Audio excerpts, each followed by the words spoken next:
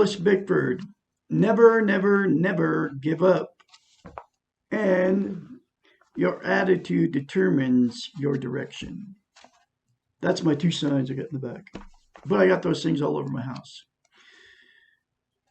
Anyway, the more positive affirmations you say to yourself in the mirror, the more positive affirmations will come true. And the more you say it, the more you feel it, the more you believe it, and the more it will happen. That's the truth, folks. There's something that's called mirror therapy. There's something about saying stuff to you in the mirror that changes you inside. Now, here's the big one, okay, to say to yourself in the mirror. Say, look at yourself in the mirror and say, I love you. You know, everybody looks in the mirror in the morning, right? You're shaving, brushing your teeth, and if you're a woman, you're putting your makeup on, right? And you're looking at yourself and you go, oh man, you're looking old. And then the more light there is, the more you see the imperfections in your face. So you say negative things about yourself in the mirror. You can change the way you are. If you say, I love you in the mirror, every time you look at yourself in the mirror in the morning, and say it over and over again to yourself, I love you.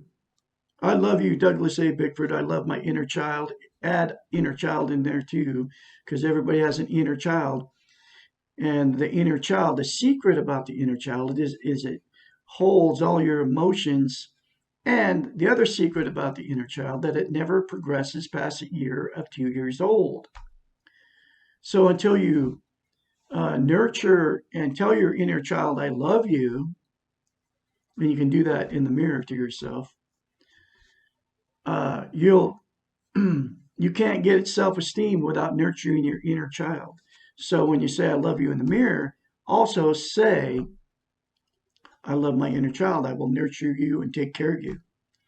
And we all have the inner child, whether you're a man or woman. If you're human, you have an inner child. Because this is just the way it is. I have no idea why it's like that. It's the way we were made. However it happened, creation, evolution, whatever you want to call it. That's the way it is. And here's the other one that you can't. It's out of your control. Unless you have self-esteem, you can't love or be loved. Translation is, you can't have you can have relationships all day long. But without self-esteem, self-love, you can't love or be loved. And the relationship you get into without self-esteem will be destructive, and it will destroy you. You will destroy each other because you attract exactly what you are, somebody else with no self-esteem. So the most important thing you can do is get self-esteem, and you can get self-esteem very quickly if you say I love you in the mirror and you keep saying it over and over again. That's not coming from Douglas Bickford. That's coming from a psychiatrist. She wrote a book. It's called The Portable Therapist.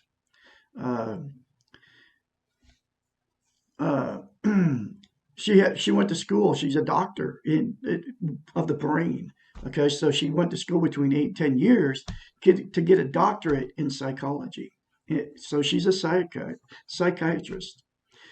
But that one little simple concept, by saying I love you in the mirror, say I love my inner child, say I will not live in the past or the future, which is I won't live in guilt in the past and I won't live in anxiety in the future, because you have no control over either one of them. There's only two things that you can control. And this is all out of the book, The Portable Therapist, from a psychiatrist, right?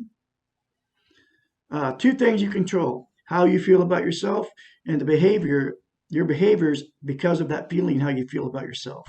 With the exception of you have control if you're caring for a disabled person that's truly disabled, or your small children and animals.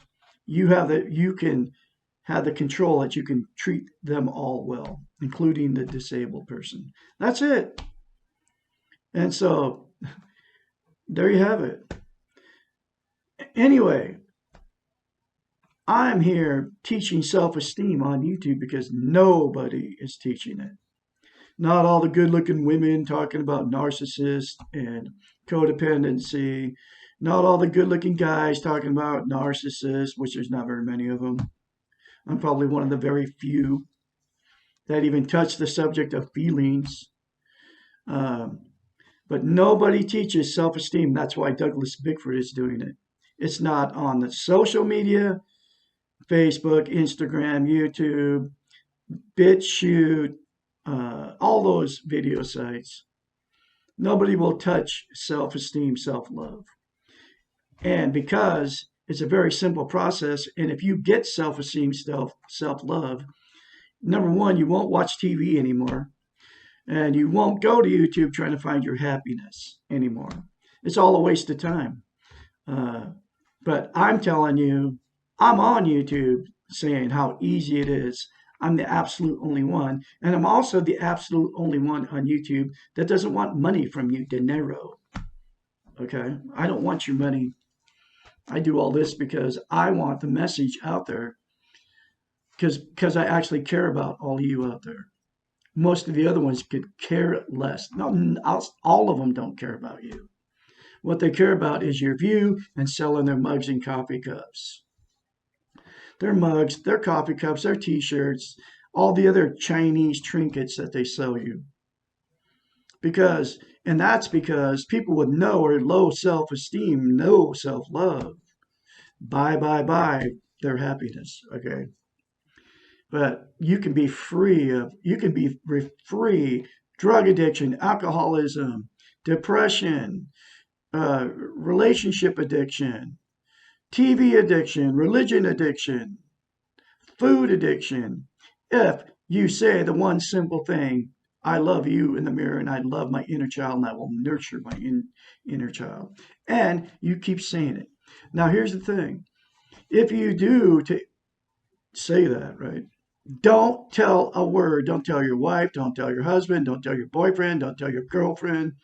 Don't tell your friends. Don't tell anybody in your church you're going to. Because they'll say you're a maniac, lunatic, and then you won't say it anymore. But I guarantee you, if you say it, what happens is it fills that void we all have inside of us, which connects us to the creator of the universe. And if you don't believe in creator, connects us to, if you don't believe in God or any of that. If you're an atheist, it connects you with goodness. Okay. Because God and goodness are the same thing. And it's all inside of us, and people are trying to get it from external places, right? They try to get happiness by going to church. They try to get you try to get happiness by going uh, to your favorite restaurant, right? You try to get happiness by buying a new car. You try to get happiness by getting in a relationship by somebody else loving you, right? You try to get your happiness with money, okay? Those are all external things, but you have the ability to get happiness from within inside, and it's the only thing that will make you happy. You're not going to get happy by going to church, no matter what church you go to, no matter what religion it is, sitting up there for an hour or 2 hours or whatever, hanging out with people, talking about God, right? Yeah, God lives in you, okay? That's a fact. He lives, whatever it is, lives right here. And guess where else it is? In animals. It's called unconditional love. You can have unconditional love. Most people are selfish, okay? I mean, not that word has even been ruined. Selfish, it's self-centered and egotistical. Okay, selfish actually means you're just taking care of yourself, which that's what I do. Okay. But it's in the dictionary. We've been trained that selfish is self centered or egotistical. It's even in the dictionary like that. That's called the Western training model. That's what's happened to us. Anyway, I'm going through the book, The Portable Therapist, which is in the link in the description, a link in the description of this video. Get the book, folks. It will save you. Okay. Uh, she's a psychiatrist. She knows what she's talking about. And so I'm going through. So like and sub me and share my very important life-changing videos. uh, because the only way to be happy is from the inside, which will connect you with God who lives in you. Okay. Anyway, here is chapter 73 in that. And like I said, this book, you can get this book. It's in the link in the description of this video. So here's chapter 73. And you can continue to watch me because I'm going through it. I'm making channel after channel for YouTube's. Then I'm going to, if I can find me a decent website, I'm going to have a website built. A good one. I don't want one of the ones that doesn't do anything, right? One of those free ones.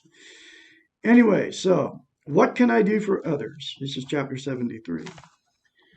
The very best thing that anyone can do for others is to be a good role model of self-esteem and social interest. And social interest is relationships with other people. That's what social interest is. And you have to have self-esteem before you can have a healthy relationship with another person. Okay? Self-love. And that's the order it has to be. There are not nearly enough healthy role models in this crazy world. By loving yourself, taking care of your needs, and practicing self-esteem, you will be providing a visible, balanced, and positive role model for others if they choose to change. Choose to change. That's the whole key. You can't tell people to change. They'll never change by you saying it to them, like your partner, whoever you might be with. By practicing acceptance, lack of guilt, encouragement, taking responsibility for yourself, and being centered, you will be demonstrating that this is possible, and you will be teaching others by your example. This is the most powerful type of teaching, even though often we are not aware of what we're modeling for others. Much of practicing self-esteem involves nonverbal behaviors, and these can only be learned from demonstration. The paradox here is that the more you do it for yourself, the more powerful of a model to others you are.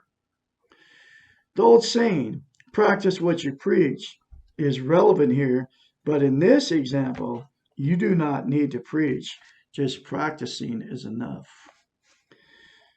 I'm preaching to you with these videos because I want you to learn self-esteem. I'm the teacher of self-esteem, and that's why I'm teaching self-esteem on YouTube. So you can get it. So I am preaching to you because this book will change your life, okay?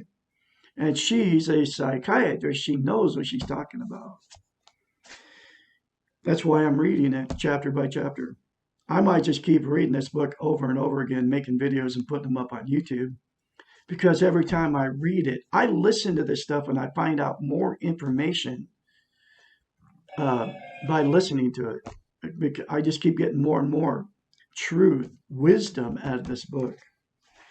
If you can accept yourself and stop trying to be perfect, then you can accept others with their imperfections. This acceptance is very powerful and allows others to begin to accept themselves. If you can forgive yourself for your mistakes, and we all make mistakes, folks, because we're human, and learn from them, others around you will perceive that there is a choice in how they treat their own mistakes. They may not choose to learn from you, but they will not be able to use the old justification. Everybody else is trying to be perfect. When you let go of guilt and self-punishment, you model the possibility that these are not necessary. Every time that you say no to someone, you are giving them the right to say no to you. If you can say no without guilt, you are giving them the permission to do so. By taking care of your own needs, you're allowing others to take care of their own needs. When you take risk, others are more apt to take risks, and so it goes. We are affected by those around us We do respond to encouragement and support, and we do react to the negativity and discouragement in the world. We need a lot more of the positive to counteract the negative. You can be a positive force in the world. One of the most powerful things that we can model for others is unconditional love. That's what animals have. When we have self esteem and practice unconditional love for ourselves, we model this by our very being. We do not have to do anything. We are demonstrating by being. By allowing ourselves to be, we allow others to be. By not externalizing and blaming, we stop the blame game. All of these provide a safe place for others, and people desperately need safe places. Social interest does not force change upon others. Rather, it allows change to occur and encourages positive change. Social interest, the extension of self esteem towards others, fosters growth and development. We need others to teach and learn from. We need others to interact with, to share the discovery of ourselves, to rejoice with them in their discoveries. We need others because we are all connected, united, and a part of the same whole. We can grow together towards reunification. We cannot do this by ourselves. We also need others for the challenge of overcoming our separateness in the world. We need to discover our belongingness and to share our similarities. We need others as they need us, not to take care of, but to be caring with, not to do things, but to do things together. In short, the best we can be for others is exactly the same as the best we can be for ourselves. It's a powerful book, folks. I highly recommend you get the book. I mean, it's like life-changing information. It will change you from the inside out. The whole book, every chapter talks to me every time I read it. So this is another episode of how to attain self-esteem, which I told you the two things you have to do, which is look at yourself in the mirror and say I love you and say I will nurture and take care of my inner child. Those are the two things that will put you on the road, that will change you from the inside out. It'll actually make you realize that God lives in you. If you do it, I mean, it's true, folks. It will work. It happened to me. I'm not the same person I was 7.5 months ago now. That's how long it's been since I got out of a toxic relationship. What's today? Ninth?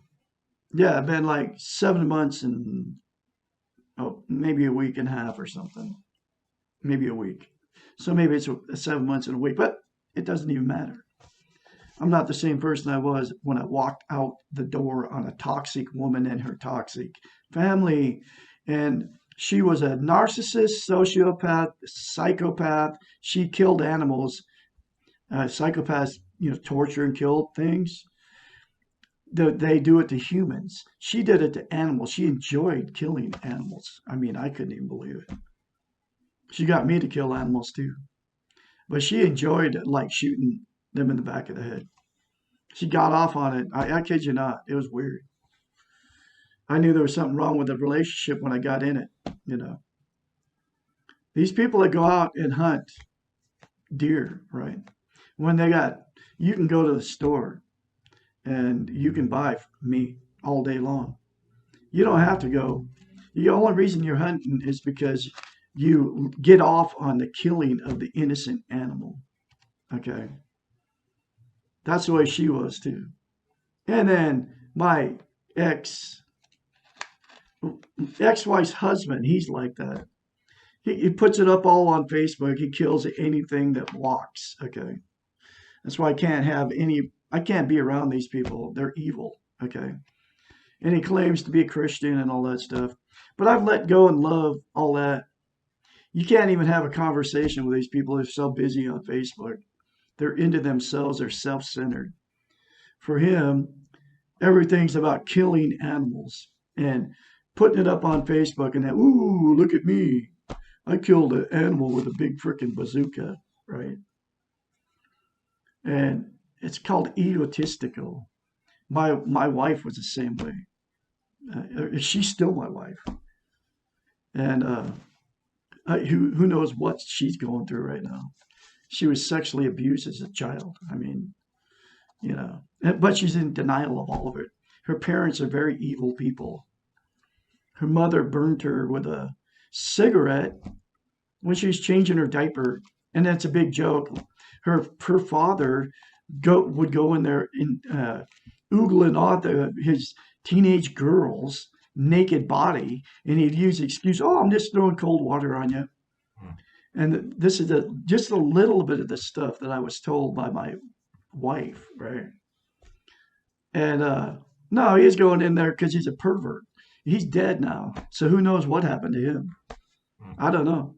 All I know is all that stuff gets swept under the rug, and my wife is the way she is because of it. I mean, she moved her mother in, and her mother is like this controlling, fat, I mean, know-it-all Mormon. She thinks she's better than everybody else. She can't even move. She's so fat. Okay. And she can't quit eating the ice cream.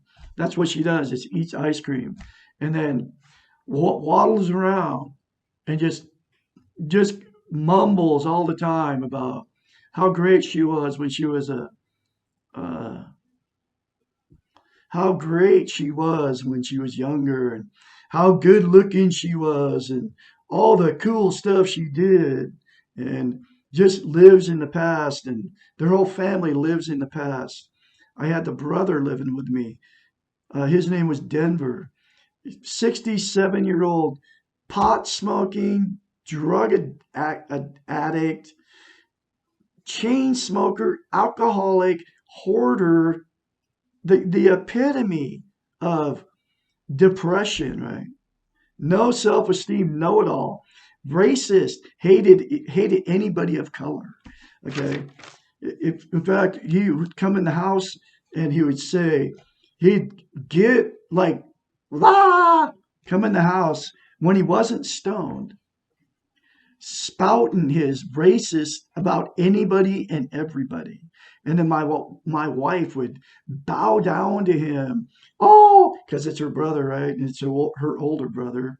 There's some weird, she has like this weird sexual something that happened in that family, that the dysfunctional family keeps a secret. Okay. And then because their mother and father were together like forever, right? But they like, who knows what happened? Okay, but they stayed. They were both of them. The mother and father had no self-esteem, so they turned out all kinds of dysfunctional children. I mean, my wife had a sister, two brothers. She had one daughter. Her daughter hated her guts. Okay, this is before I ever came in the picture. I mean, when I got in, married this woman, the first thing she started talking is all kinds of bad stuff about mom, dad, the two brothers, her sister. Just started were saying that they destroyed her and they deserted her and all this stuff. Just sucked me right in. And then she was like, the very first conversation I had with her, she was telling me that her mom and dad turned on her, whole family turned on her. And then she met me. She told me all this stuff that was going on. And then the sex abuse and all of it that happened in that family because of the mom and dad. It probably happened to them too with their parents. But the sex abuse and the emotional abuse and the physical abuse that happened in that family was all swept under the rug, you know, and never talked about. My wife told me, I'll never tell you stuff that's happened to me. But she had a good friend that she told it all her deep, dark secrets to. Her name Kathy. Okay. There was this like big secret between those two because my wife told me Kathy was sexually molested, and that was a big secret, right? She wouldn't tell me what happened to her, right? I'm sure it was by her mother, father, brother, or whoever, or whatever. But that was a big secret.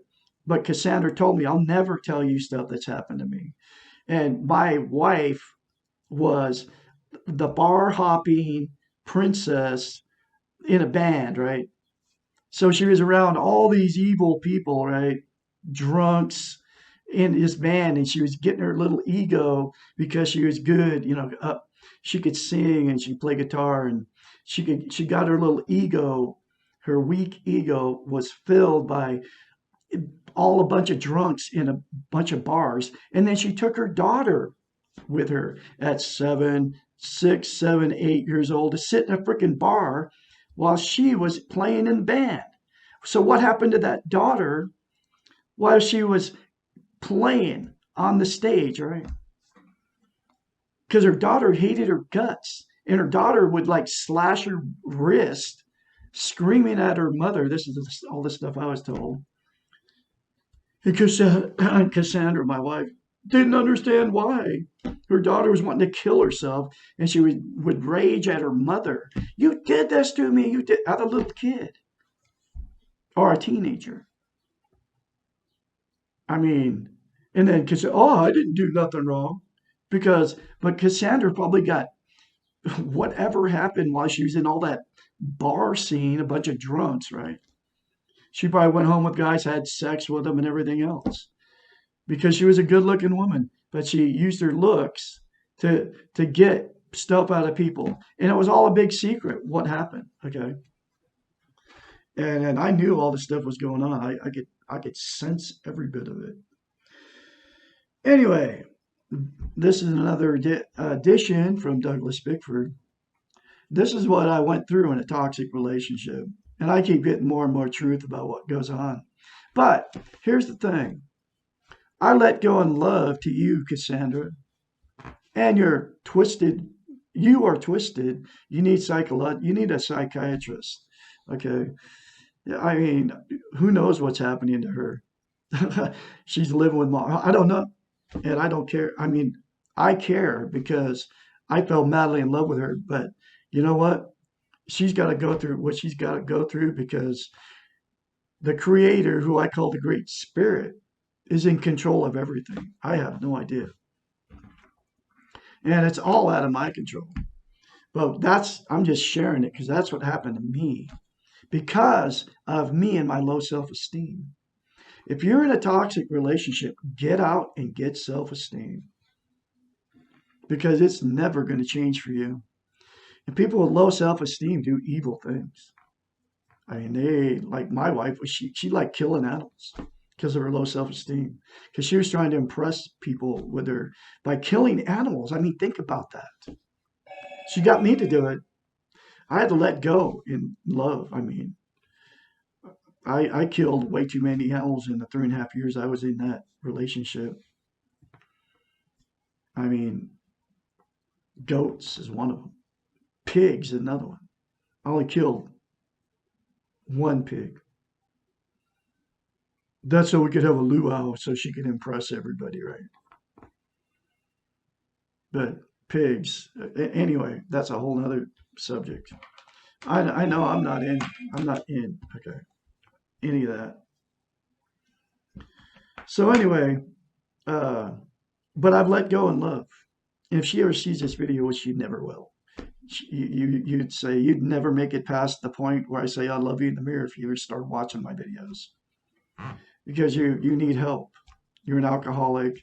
You're you're you are living in a dysfunctional, evil system of that whole family. You claim that you love them, right? She would always say, I love them. I'm not going to be like them. But she literally, inside, she just like, was like, it tore her up from the inside. And it's why she is the way she is. Her mother's mother was uh, schizophrenic. Okay, but I wouldn't be surprised if Cassandra becomes starts seeing things and everything because of her. She just goes completely nuts because she won't admit she's stuffing all her feelings are getting stuffed about everything. I wouldn't be surprised if she just goes over the edge and becomes like her grandmother, you know, because she looks just like her grandmother. But she had so much psychological trauma when she was a kid from her parents that she's in denial of. Sex abuse, physical, emotional abuse, and that whole family's all the same. They're all a bunch of alcoholics. Like I met her dad's brother came when he died, right? And he died, and then none of them have emotions. None of them even cried. Not the sister, not the brothers, not the mother. At the funeral at the VA, none of them cried. None of them cried at the funeral at the Mormon church. There was not one tear shed for the father when he died in 2018. Not one. Just swept it under the rug. The guy's dead, and that's it. All right, I'll have more later for you. You all have a great day out there. And I have let go in love against all that, just like my ex in laws and my ex wife, all three of them, right? Anyway, I'll have more later for you. Y'all have a great day.